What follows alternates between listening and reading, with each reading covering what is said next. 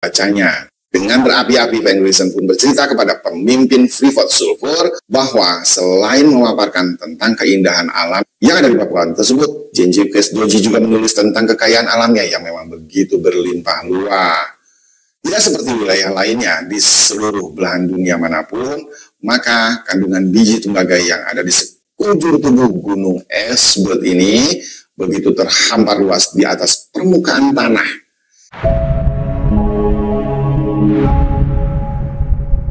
Halo, Assalamualaikum warahmatullahi wabarakatuh.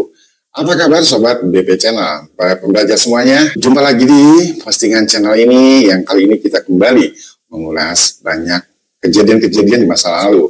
Di postingan kali ini, gue pengen sedikit membongkar konspirasi hebat antara John F. Kennedy kematiannya, Bung Karno, Soeharto, hingga masalah ke Freeport. Setelah di postingan sebelumnya, gue sempat ngebahas tentang harta kerajaan Nusantara yang sedikit banyaknya sudah dibongkar habis, berikut dengan dokumen-dokumen serta data-data yang valid. Ya mungkin ada sebagian yang tidak mempercayainya atau anggaplah ini halus segala macam, ya itu hak lu. Boleh lu percaya, boleh juga enggak. Ya, yang namanya sejarah, kadang-kadang kan kita tidak melakoni atau kita tidak berada di posisi saat itu terjadi. Tapi dengan data-data dan juga analisa dan argumentasi yang mungkin disajikan, bisa sedikit yang menguatkan fakta-fakta yang memang pernah terjadi. Mungkin banyak Gen Z yang belum mengetahui sekitar tahun 61 silam, Presiden Soekarno kita gencar merevisi suatu kontrak pengelolaan minyak dan juga tambang-tambang asing di Indonesia. Minimal kurang lebih sekitar ada 60% dari keuntungan perusahaan minyak asing yang memang digarap di Indonesia harus menjadi jatah rakyat Indonesia. Namun kebanyakan dari mereka justru nggak suka atau gerah dengan peraturan atau keinginan dari Bung Karno ini. Akibatnya terciptalah atau skenario jahat para elit dunia yang akhirnya mulai dirancang terhadap kekayaan alam negeri tercinta Indonesia ini. Kurang lebih di akhir tahun 1996 lalu, sebuah postingan yang ditulis oleh seorang penulis terkenal yaitu Lisa Pace yang dimuat dalam majalah Probe. Tulisannya ini menarik yang juga disimpan dalam arsip nasional di Washington DC, Amerika dengan judul tulisan John F. Kennedy, Indonesia, CIA, and Freeport.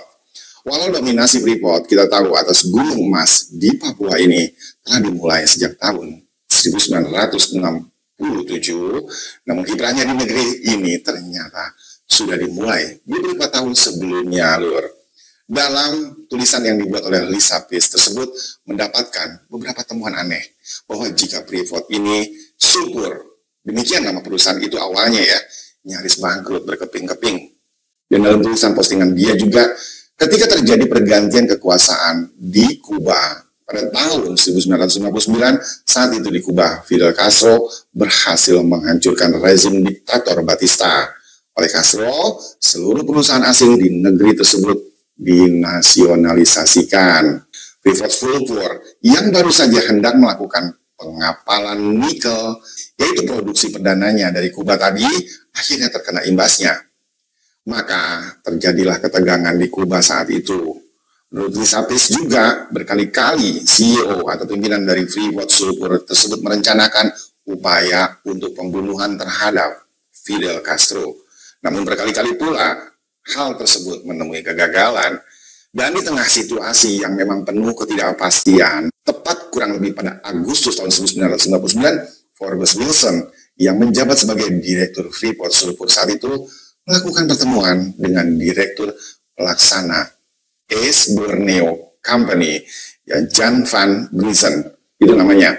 Dalam pertemuan tersebut, Grysen bercerita jika dirinya menemukan sebuah laporan penelitian atas sebuah gunung, itu Gunung Elzberth, Gunung Tembaga katanya, yang letak posisinya di Irian Barat, yang ditulis Genghis Doji di tahun 1936 silam.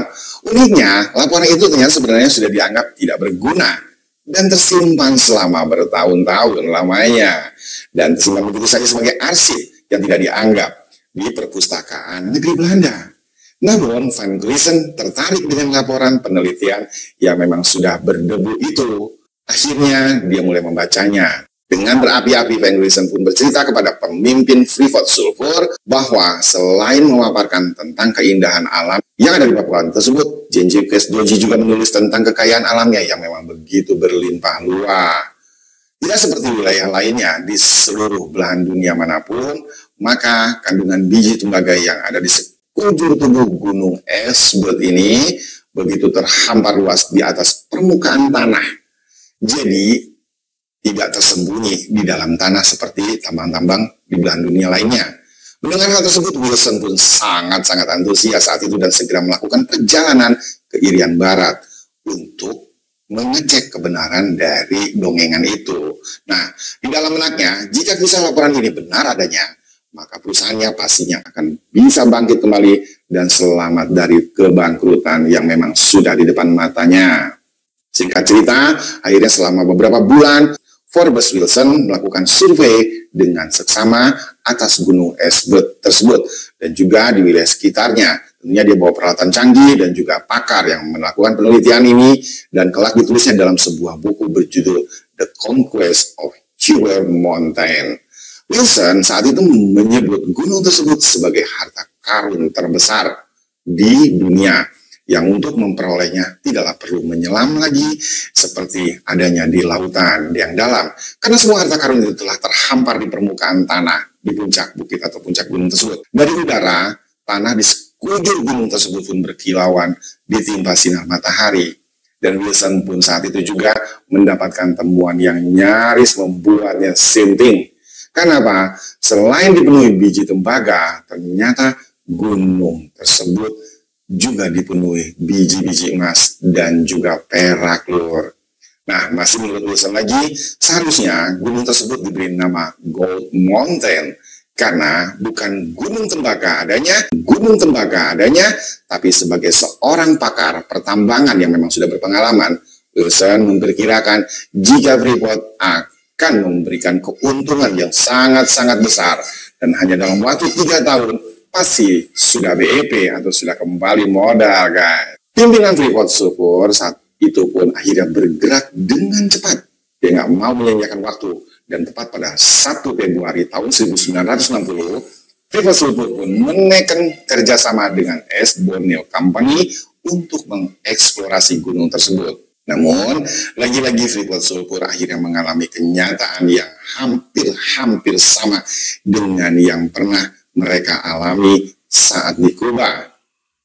Perubahan eskalasi politik atas tanah Irian Barat saat itu tengah mengancam hubungan Indonesia dan juga Belanda yang telah memanas saat itu, dan konon saat itu Bung Karno malah mulai menerjunkan pasukannya di Irian Barat.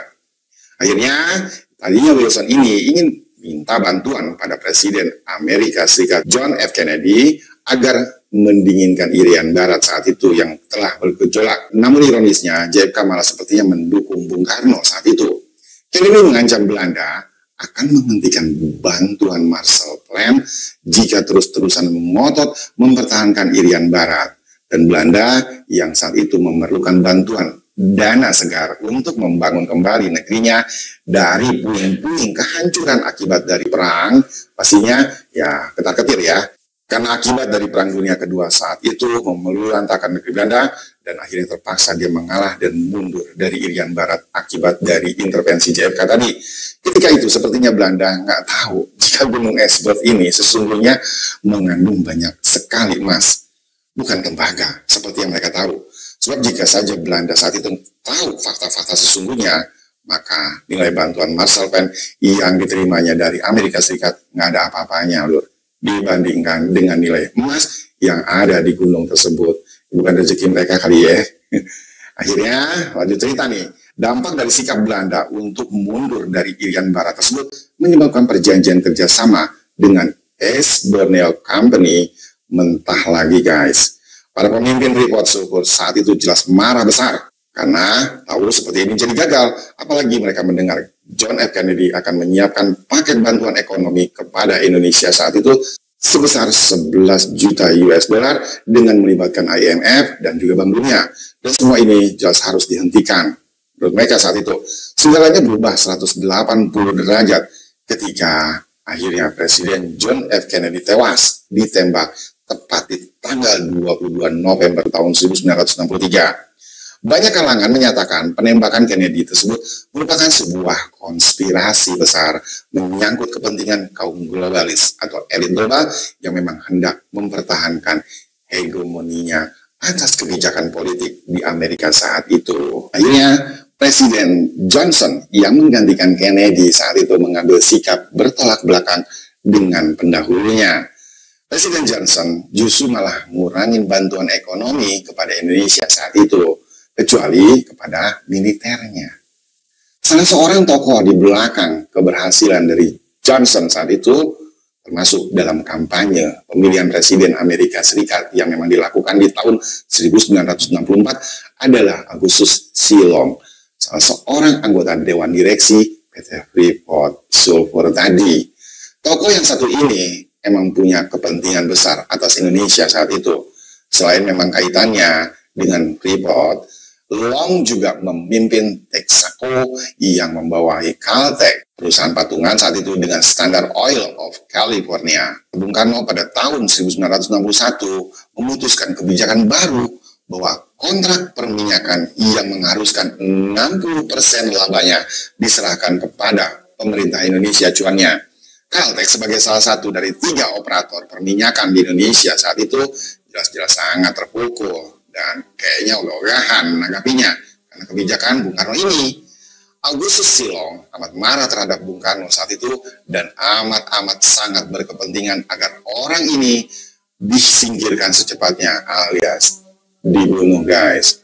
Mungkin suatu kebetulan yang memang ajaib ya, Augustus Silong yang juga aktif di Presbyterian Hospital of New York, di mana dia pernah 2 kali menjadi presidennya di tahun 1961 hingga 1962, sudah bukan rahasia umum lagi jika tempat tersebut merupakan salah satu simpul pertemuan tokoh-tokoh gembong-gembong CIA. Nah, kembali ke Elizabeth yang dengan cermat menelusuri riwayat kehidupan tokoh ini, dia ulik sampai dengan akar-akarnya. Ternyata tahun 1964 sampai tahun 1970, Long pensiun sementara sebagai pemimpin Texaco. Lalu apa saja yang dilakukan manusia ini dalam masa itu? Yang di Indonesia dikenal sebagai masa yang paling krusial. Elizabeth mendapatkan ternyata ada data jika pada bulan Maret tahun 65, Augustus Silong terpilih sebagai Direktur Chemical Bank, yaitu salah satu perusahaan milik Rockefeller. Dan pada bulan Agustus tahun 65 juga, Long diangkat menjadi anggota Dewan Penasehat Intelijen Kepresidenan Amerika Serikat saat itu untuk masalah-masalah eksternal atau masalah luar negeri. Badan inilah yang akhirnya memiliki pengaruh sangat-sangat besar untuk menentukan operasi rahasia Amerika Serikat di negara-negara tertentu yang memang diinginkan atau dituju. Long diyakini salah satu tokoh yang memang merancang kudeta terhadap Bung Karno saat itu, yang dilakukan Amerika Serikat dengan menggerakkan sejumlah perwira-perwira angkatan darat yang disebutnya sebagai Our Local Army Friends. Menurut pengamat sejarawan dari Lembaga Ilmu Pengetahuan Indonesia atau LIPI, yaitu yang bernama Dr. Asfi Marufan Adam, Soekarno saat itu benar-benar ingin sumber daya alam Indonesia dikelola benar-benar oleh anak bangsa sendiri. Dan Asfi juga saat itu menuturkan bahwa sebuah arsip di Kedutaan Besar Amerika Serikat di Jakarta mengungkapkan pada 15 Desember tahun 1965, sebuah tim yang dipimpin langsung oleh Khairul Saleh di Istana Cipanas sedang membahas masalah nasionalisasi perusahaan asing di Indonesia. Soeharto yang saat itu pro dengan oligarki atau pemodal asing datang ke sana menumpang helikopter, dan dia menyatakan kepada peserta-peserta rapat yang hadir saat itu di sana bahwa dia dan Angkatan Darat tidak setuju dengan rencana nasionalisasi perusahaan asing tersebut. Kenyataannya, Soeharto sangat berani saat itu, dan Bung Karno juga tidak pernah memerintahkan seperti itu, kata Dr. Asfi. Dan sebelum tahun 1965, seorang taipan atau bos besar dari Amerika Serikat menemui Insinyur Soekarno. Saat itu pengusaha tersebut menyatakan keinginannya untuk berinvestasi di Papua. Namun Bung Karno menolak secara halus. Saya sepakat Dan itu tawaran yang menarik, kata Bung Karno saat itu. Tapi enggak untuk saat ini. Cobalah tawarkan kepada generasi setelah saya, kata Bung Karno. Hal ini diungkapkan Dr. Asmi menirukan jawaban dari Bung Karno saat itu. Bung Karno berencana pemodal asing yang baru masuk di Indonesia 20 tahun lagi setelah putra-putri Indonesia siap mengelola.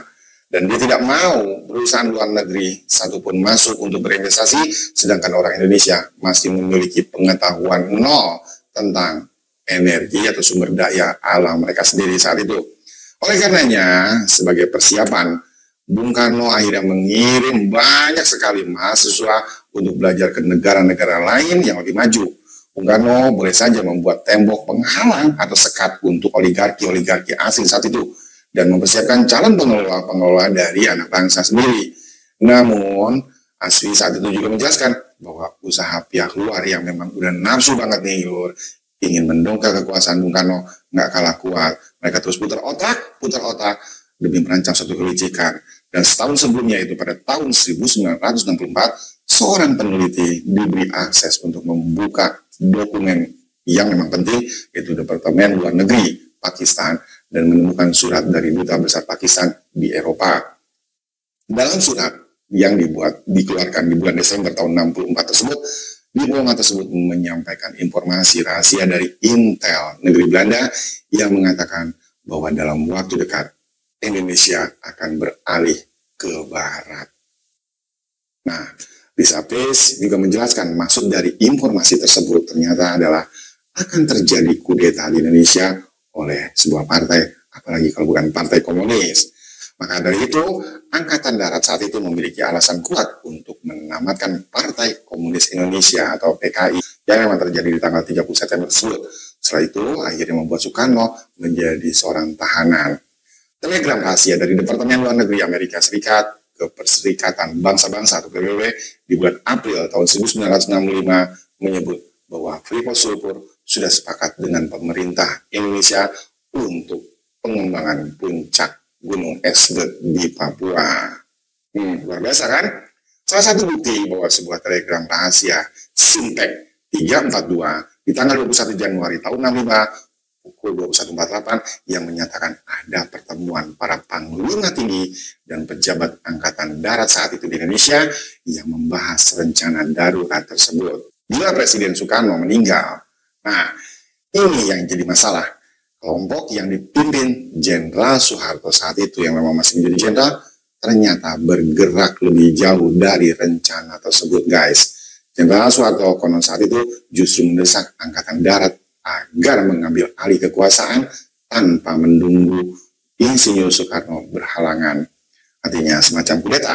Mantan pejabat CIA Ralph McGehee juga pernah bersaksi bahwa memang semuanya itu adalah benar adanya. Maka dibuatlah PKI sebagai kambing hitam atau kendaraan bagi mereka sebagai tersangka pembunuhan 7 Dewan Jenderal yang memang pro terhadap Bung Karno melalui gerakan yang fenomenal tersebut, apalagi kalau bukan gerakan 30 September yang konon didalangi oleh PKI yang dikenal oleh Pro Soeharto sebagai G30S PKI dan disebut juga sebagai Gestapo atau gerakan 30 September oleh Pro Soekarno. Setelah pecahnya peristiwa gerakan 30 September tahun 65 tersebut, keadaan negara saat itu di Indonesia berubah total. Terjadi kudeta yang telah direncanakan dengan memelintir dan mengubah isi surat perintah 11 Maret atau Super Semar tahun 66, guys. Yang pada akhirnya isi dari surat perintah tersebut disalahartikan. Dalam Super Semar tersebut, Insinyur Soekarno sebenarnya hanya memberi mandat untuk mengatasi keadaan negara yang saat itu memang konon sedang kacau balau kepada Jenderal Soeharto. Bukan justru menjadikannya sebagai seorang presiden. Allah alam bisawab ya, apa yang benarnya, karena sejarah banyak yang berbeda. Dalam artikel berjudul JFK Indonesia, CIA and Freeport yang diterbitkan oleh majalah Probe edisi Maret-April di tahun 96, Lisa Pace juga menulis bahwa akhirnya pada awal bulan November tahun 1965, satu bulan setelah tragedi terbunuhnya sejumlah perwira loyalis dari Bung Karno yang juga dikenal sebagai 7 Dewan Jenderal yang dibunuh oleh PKI. Forbes Wilson mendapatkan telepon dari Ketua Dewan Direktur Freeport, yaitu Longbon William, yang menanyakan apakah Freeport sudah siap untuk dieksplorasi gunung emas di Irian Barat.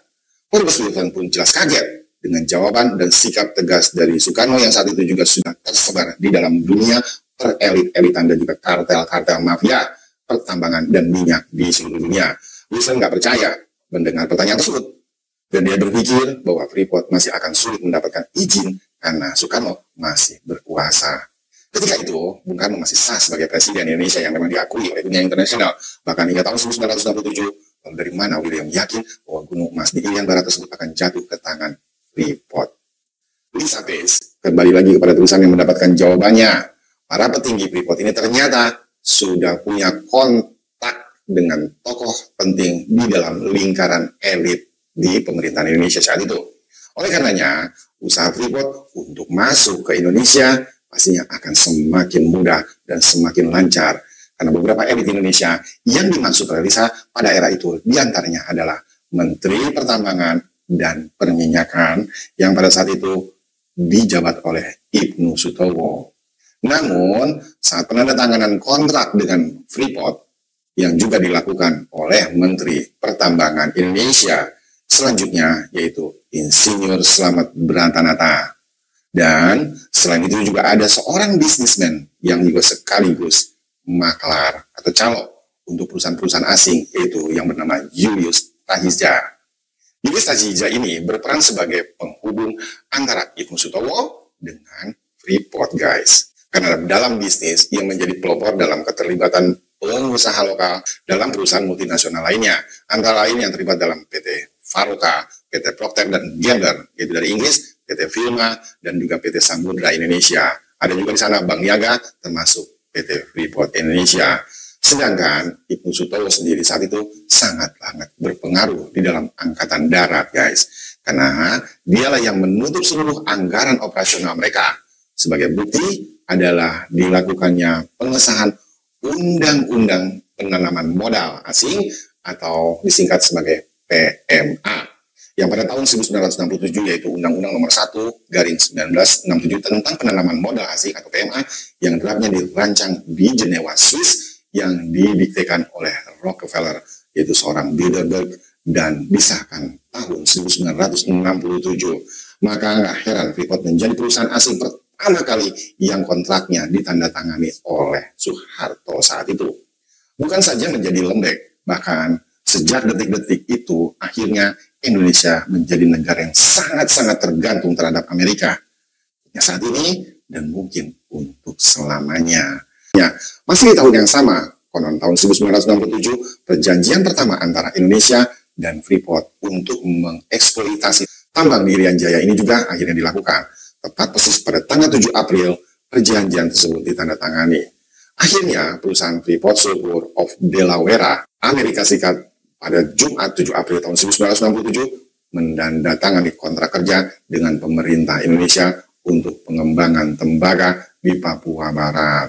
Freeport diperkirakan menginvestasikan 75 hingga 100 juta dolar saat itu, dan penandatangan tersebut bertempat di Departemen Pertambangan dengan pemerintahan Indonesia yang diwakili oleh Menteri Pertambangan yaitu Insinyur Slamet Bratanata, dan dari pihak Freeport diwakili oleh Robert C. Hills, yaitu Presiden Freeport Sulphur, dan Forbes K. Wilson, yaitu Presiden Freeport Indonesia sendiri.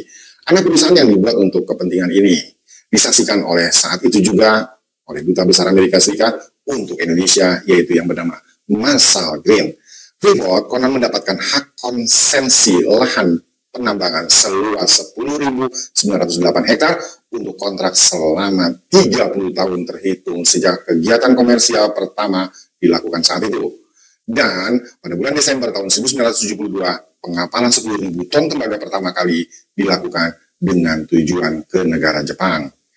Dari penandatanganan kontrak inilah yang akhirnya kemudian menjadi dasar penyusunan Undang-Undang Pertambangan Nomor 11 tahun 1967 yang disahkan saat itu pada bulan Desember tahun 1967. Inilah Lur, kali pertama kontrak pertambangan yang memang baru dibuat saat itu. Jika di zaman Bung Karno, kontrak-kontrak dengan perusahaan-perusahaan asing selalu menguntungkan Indonesia, maka Sejak zaman era Orde Baru atau zaman Soeharto berkuasa, kontrak-kontrak tersebut seperti malah merugikan bangsa Indonesia sendiri. Dan setelah itu juga ikut ditandatangani juga kontrak eksplorasi nikel di Pulau Irian Barat dan di area YG Sentani oleh PT Pasifik Nikel Indonesia dan Kementerian Pertambangan Republik Indonesia. Perjanjian dilakukan oleh Aid of Valen Sumantri Bojonegoro, yaitu Menteri Pertambangan Republik Indonesia selanjutnya yang menggantikan Insinyur Slamet Bratanata, dan juga R.D. Ryan dari US Steel. Pacific Nickel Indonesia adalah perusahaan yang memang didirikan oleh Dutch North Steel Hoogeveen W.M.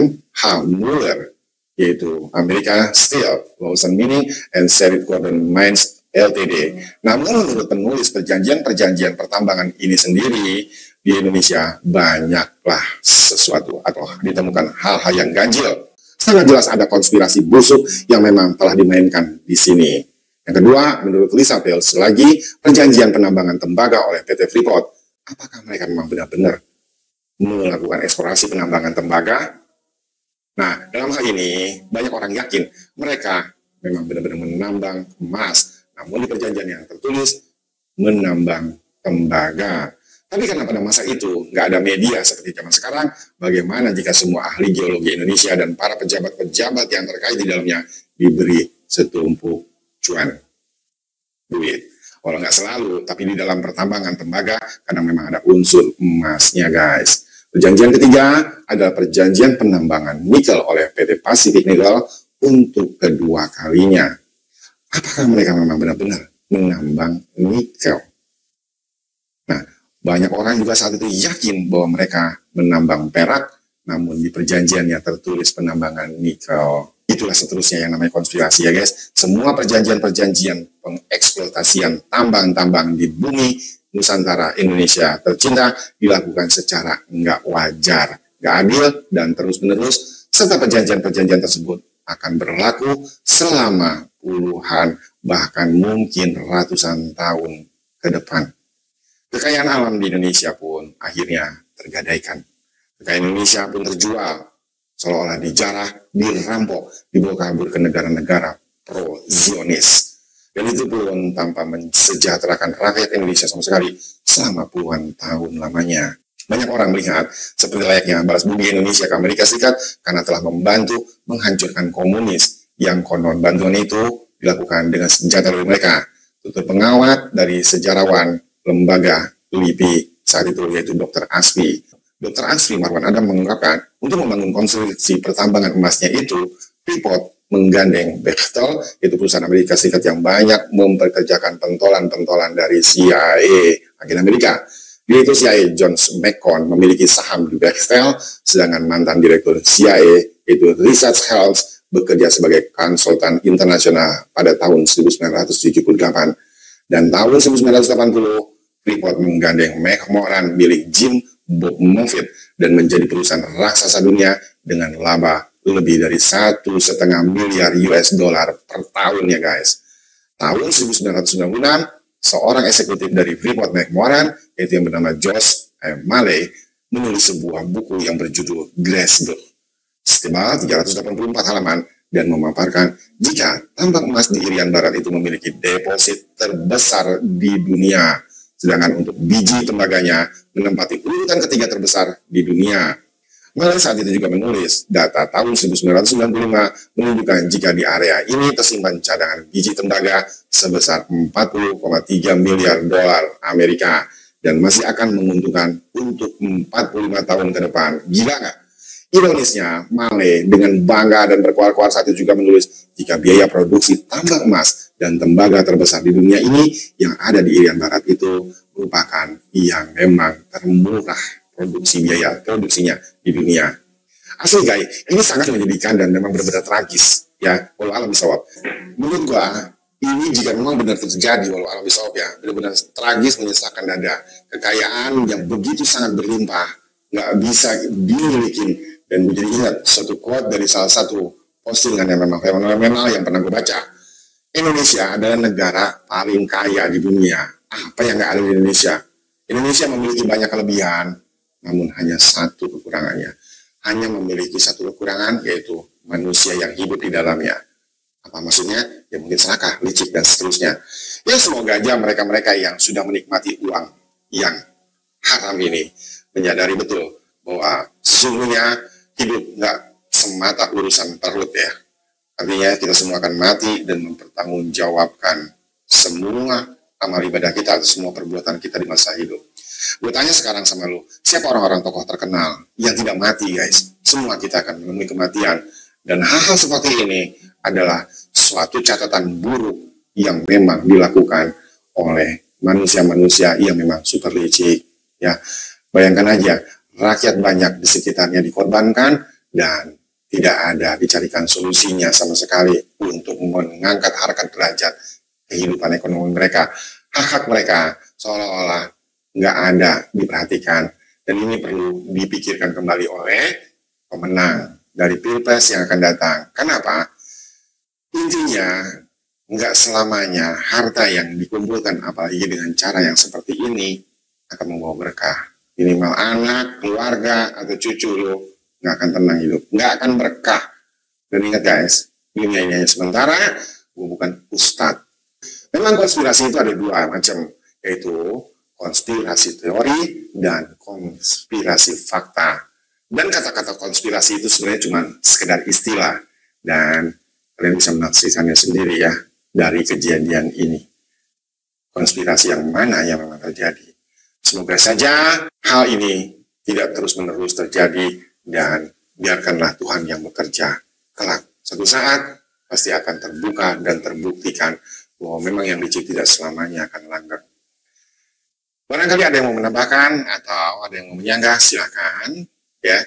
Postingan ini semata-mata hanya sebagai wawasan belaka dari kejadian suatu sejarah yang memang sudah terjadi di masa lampau, dan ini adalah sejarah yang memang terbukti hingga saat ini terjadi.